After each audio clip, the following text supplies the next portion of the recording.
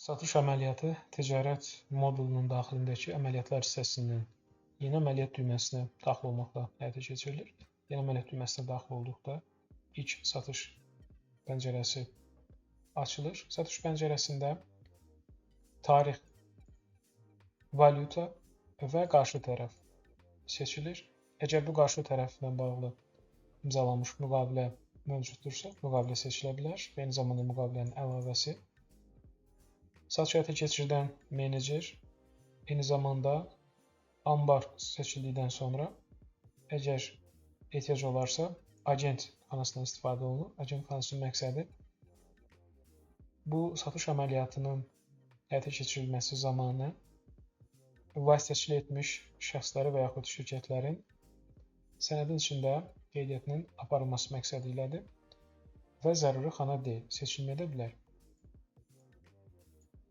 Zəruri məlumatlar seçildikdən sonra qaymə bölməsində məhsul axtar hissəsindən, barkod hissəsindən və yaxud kataloqdan seç düymələrinin birindən istifadə etməklə məhsulun adı sistemə daxil edilir, qaymaya əlavə edilir. Məhsul adı qaymaya əlavə edildikdən sonra məhsula qiymət və say təyin olunur. Beləliklə sistem qeyd olunmuş say və qiymətini yola çıxaraq həmin toplam dəyərini hesablayır. Ehtiyac olduğu təqdirdə məhsulların qaymanın tərkibindəki məhsulların hər birinə ayrılıqda və yaxud qaymanın özünə toplam endirim təyin etmək mümkündür. Son qiymət xanasında qaymada qeyd olunmuş məhsulların qiymətlərinin ƏDV daxilmi, ƏDV-sizmi, yoxsa ƏDV-limi olduğu seçilir.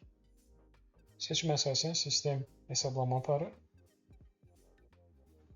Qayma tərtib edildikdən sonra ödəniş qəbul et düyməsi aktivləşdirilərək qaymanın daxilində qaymanın ödənişin qəbul edilməsi həyata keçirilə bilir.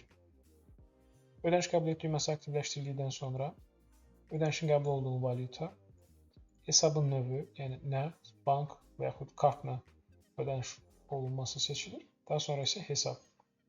Hansı hesaba ödənişin qəbul olunduğu və eyni zamanda ödəniləcək məbləğ təyin olunur və təsdiq düyməsinə kliklənir. Beləliklə, satış həyata keçirilmiş və ödəniş qəbul edilmiş olur. Ödəniş qəbul et düyməsi aktiv olmadığı təqdirdə sadəcə təsdiqləmək də mümkündür. Beləliklə, məhsul nisyə satılmış olur.